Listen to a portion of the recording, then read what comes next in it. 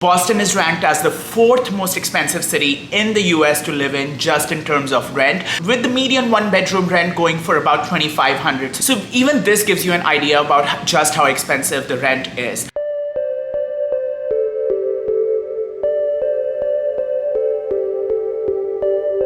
In this video, we're going to be talking about the truth about renting apartments in Boston. We're in June right now, and as the renting season begins in September, I feel like it is my duty to go back to the roots of my channel, make a sit-down video with you guys about what renting in Boston is actually like.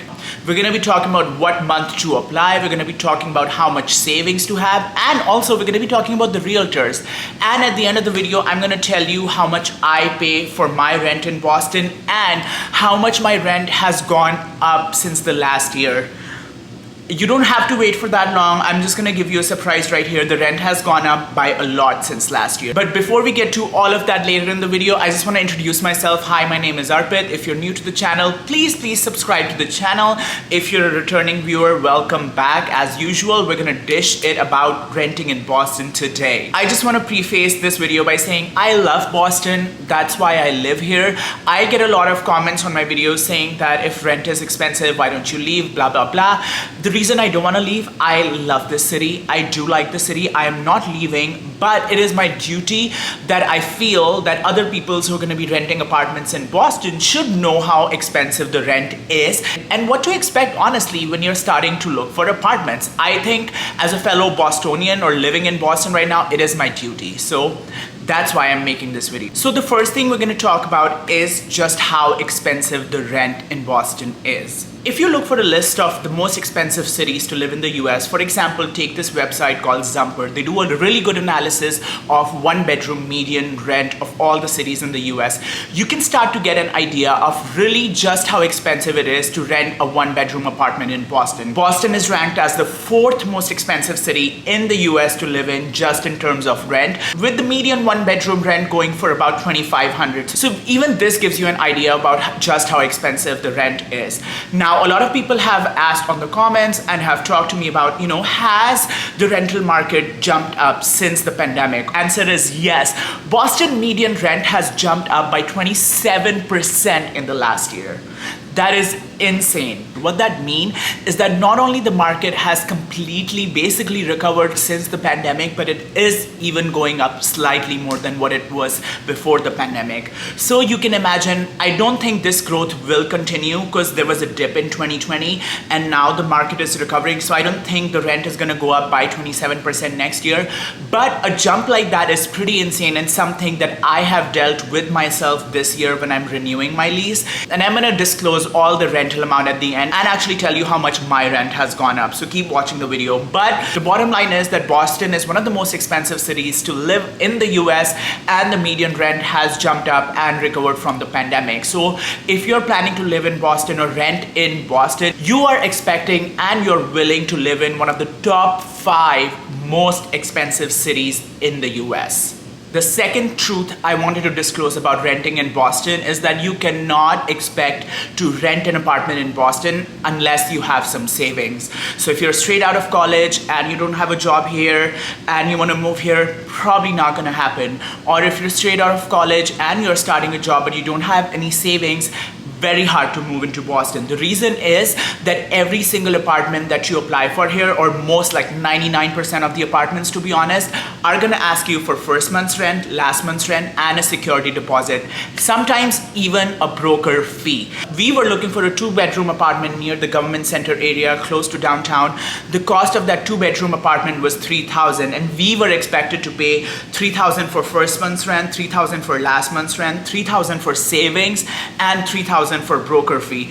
The good thing is that the first month's rent and the last month's rent would have been applied to the rent. The good thing about security deposit is when you deposit a security deposit, it is a law here that the landlord has to give you a written receipt of the security deposit, and the interest you incur on the security deposit over the year is yours. So first month's rent, last month's rent, it's okay. We would have applied that to the rent. Savings, we would have gone back with some interest, but the $3,000 to the broker fee is gone. Like, we will never see that because it's literally the fee for the rental broker to help us rent our apartment. All of these 4 costs, the first month's rent, last month's rent, security deposit, and broker fee, they're upfront costs. Imagine for renting a 2-bedroom apartment in Boston, having to pay $12,000 upfront to even secure that apartment. It is mind-boggling. Say you get really lucky and you don't have a broker, you just find a landlord that's willing to rent you the apartment. Even then, you will usually pay first month's rent, last month's rent, and security deposit equaling 1 month's rent. That is still $9,000. Let's say you still get extremely lucky and your landlord is like, don't pay for any security deposit, or I'm gonna charge you like $1,000 for security deposit. Even then, you're paying first month's rent, last month's rent, which is $3,000 each, so $6,000, and $1,000 for security deposit, which is still $7,000. So imagine trying to find an apartment in Boston. You are basically having to pay anywhere from $7,000 to like a $12,000 upfront cost for a 2-bedroom apartment. You can sort of bring it down to see what it would be like for a 1-bedroom, but if the rental cost for a 1-bedroom is $2,500, then you can still expect first month's rent, last month's rent, security deposit, and broker fee is $10,000. So you need to have savings to move into Boston. The third truth about renting in Boston is that if you get both luxury and location, consider yourself lucky as hell. So what I mean by luxury and location is that in Boston, there are certain neighborhoods that are really coveted, like Back Bay, Beacon Hill, or areas around Government Center close to downtown. These areas are really coveted because they are all about location, location, location. In Beacon Hill, you would be living in those old cobblestone buildings. In Back Bay, you would be close to Newbury Street. You would be close to all these amazing luxury restaurants and shopping districts. So location matters, but it is really hard to find luxury apartments there, especially in Beacon Hill, because the apartments are brownstone and they're old buildings. But there are luxury apartments in every neighborhood, and if you can afford luxury and location in Boston, so for example, if you can find a luxury apartment in Beacon Hill, Back Bay, South End, you'd be paying out of like every orifice in your body. But that is why usually people have to choose between luxury and location. So if you're a normal person, have a regular paying job, you can either afford luxury in Boston or location. For example, the neighborhoods that you can afford luxury in on the opposite end are, for example, JP, where we live in Jamaica Plain. There are neighborhoods that are up and coming like Roxbury. That is where there are more of new construction going on and where you can afford luxury right now. But even in like 4 or 5 years, these neighborhoods would also probably be really developed, and then we would probably not be able to even compete here. So within the next 5 years, with the development going on in JP and Roxbury, probably rents are gonna go high so much that even affording luxury here is gonna be really hard for us. The number 4th point I wanna talk about is realtors. Realtors in Boston can be annoying as hell. I'm not gonna lie. If you're a realtor and you're watching this video, maybe you're not annoying, but maybe you are annoying. Although I'm fully sympathetic to all the realtors out there in Boston because it's a really competitive market. So I can totally imagine why you would have to be annoying to be competitive. Like, that totally makes sense. But the annoying part for me comes in being pushed constantly and getting emails at all times of the day. Like, I have received emails from realtors at like 1 a.m., 2 a.m. I have received emails consecutively every day asking me things and asking me, why am I not replying to the emails? Some realtors just don't get the message. Like, if I viewed an apartment and I don't want to rent it, I'm basically not going to reply, have you ever heard of ghosting? A lot of realtors here probably haven't, but realtors here in Boston can be pushy, they can be annoying. But I'm just saying, if you're dealing with a realtor, find a good one, because there are some crazies out there. I'm just telling you this much. Number 5, I want to talk about the timeline of actually finding an apartment in Boston. I was reading this blog, which is already a couple of years ago. I think it's from 2018. And literally the title of the blog is, How Did Renting in Boston Become Such a Nightmare? And in that blog, I think it's written by a woman. So in that blog, that woman writes about about how she was looking to rent an apartment in Boston in June, and she started looking for an apartment in April. And when she was looking for apartments in April for a June lease, realtors were telling her she's already late and most of the apartments have been rented. So she still was looking April, May, June. She was still looking like 2 months ahead, but all the apartments weren't listed. Can you imagine that? Most of the apartments she was interested in weren't listed or were already rented. So in Boston, a key thing is to start early. For example, if you want to move into Boston in June, do not do what that woman did. Do not start looking in April. I would suggest start looking in February, which still gives you February, March, April, May, June, 5 months. And same goes for September. If you want to move into Boston September, where the major lease turnover happens in September, start looking in May, June, July, August, September.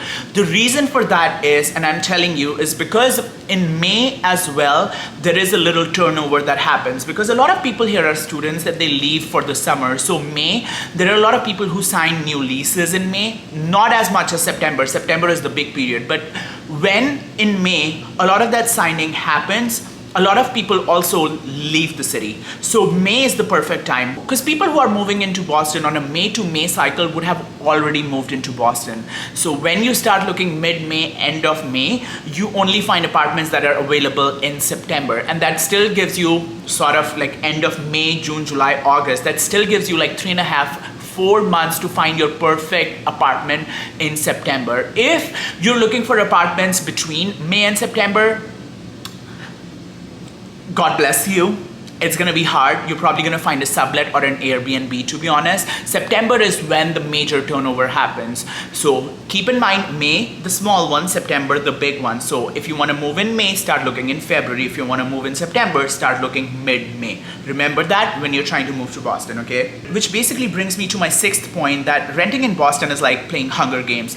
There are about 70,000 students in Boston that live off campus. What that means for us renters is that the demand is high and the supply is low. What that gives is these landlords and renter companies a benefit for keeping the quality low and prices high. Because if you don't want to take the apartment, sweetie, somebody else will. That's the reality. I have put in applications for apartments that were literally gone the next day.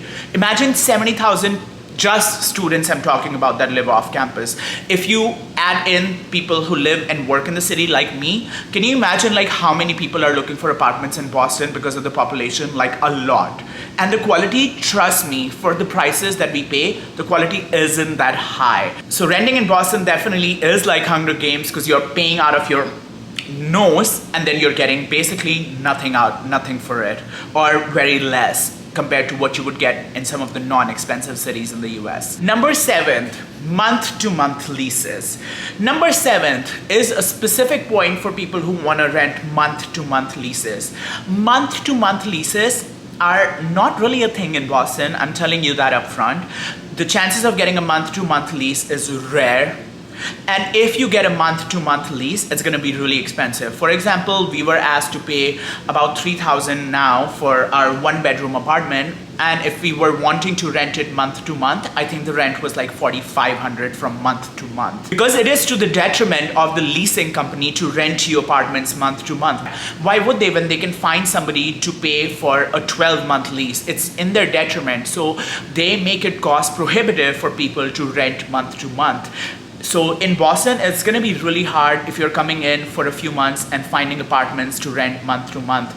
Summer sublets are still easier, but month to month renting, you're going to be poor by the end of it. I'm just telling you that now. That brings me to my 8th point, which is the perfect pie chart of 30% of your paycheck should go to rent, or no more than 30% of your paycheck should go to rent. That is not the case in Boston. I was at one point, I'm not even kidding, and I'm not ashamed to mention it, I was at one point getting home a check that was $2,800 a month after taxes, and I was paying $1,400 for my rent. So 50% easily what I was paying for my rent. Even now, I'm not making that much more money than $2,800 a month, but I'm still paying rent that is more than 30% of my paycheck. So if you're trying to survive in the city as a young adult, up and coming adult in your career, kiss the idea of paying only 30% of your check to rent or less than that goodbye, because that is not going to happen in Boston. The more expensive cities that you move into, you can't really expect to follow that pie chart. So it's like you win some, you lose some. It's kind of like a gamble that whatever you're doing for your career in Boston will pay off, and soon you'll be making a buttload of money, and then you will be paying less percent of your rent, less percent of your paycheck to Boston. But for us, for people around our age, young adults or up and coming adults, we cannot expect to pay 30% of our paycheck to Boston or less. That brings me to my ninth point, which I kind of already discussed, but because of Harvard University, because of Northeastern, because of all these colleges that we have in Boston, there are so many students here. There are so many undergrads, there's so many grad students that live off campus, and that's why supply is low and the demand is extremely high. If you're a renter, your life here is dependent on the whims of the market and the whims of your landlord. So if you're not buying something and investing in it or paying a mortgage and securing something like that which you can buy and own, in terms of a renter, every year, like I literally, if I had pearls to clutch, I would clutch my pearls every year when I see how much my rent has gone up. But basically you are at the mercy and at the whims of the market and your landlord in Boston, and that is just the truth.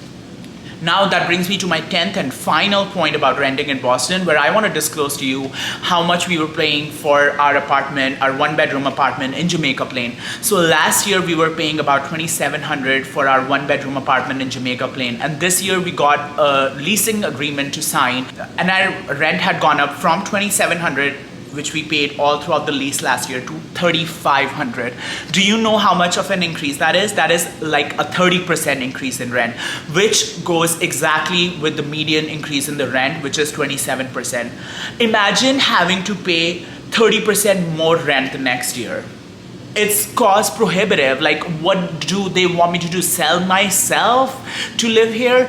And that is why renting in Boston for renters is such a nightmare, because like I said in my previous point, you're dependent on the whims of the market. Because the market has bounced back since the pandemic, now a lot of people are willing to pay big money for apartments in Boston. We were thankfully able to negotiate our rent less than $3,500. We're not paying $3,500, we're paying somewhere in the middle of $2,700 and $3,500, which was after negotiation. And I'm pretty sure the cost that we're going to end up paying now is going to be around $3,000 to $3,200. But if the rent goes up next year, we probably won't be able to afford this place. So literally, I'm at the stage right now that even if we can afford this place in this year till 2023 September, if we can afford it, I'm already battening down the hatches, and I'm like, we gotta save, because we will probably have to move next year, because the way the rent is going up, we soon will not be able to afford this place. We would be pushed out because there are other people who are willing to pay this amount. So this was just to give you an idea of all of this video is not like a hypothetical. Renting in Boston is and can be a nightmare, and you have to think about money. You have to come in with savings. You have to sort of think about the future, about how much your rent will go up in the next year. The reason I say that is that if you're comfortable paying $3,000 as rent and that is your maximum, if you're paying that this year, next year you're not going to be paying $3,000. It's going to go up by 27-30%, and what are you going to do now? Move every year? So kind of think and plan for the future is a big thing when it comes to renting in Boston. And that was honestly my impetus for making this video, because I wanted you guys who are wanting to rent apartments in Boston to be familiar with all of the stuff that I have gone through since living here in 2018. So with that being said, I hope you enjoyed watching this video and sort of learning about renting in Boston with me. If you have subscribed to the channel, thank you so much. If you want to subscribe to the channel, that'll be amazing, because my channel is monetized. If I can make some money, it will go towards my rent. So with that being said, thank you so much for watching this video, guys, and I'll see you guys next week in another video. Bye.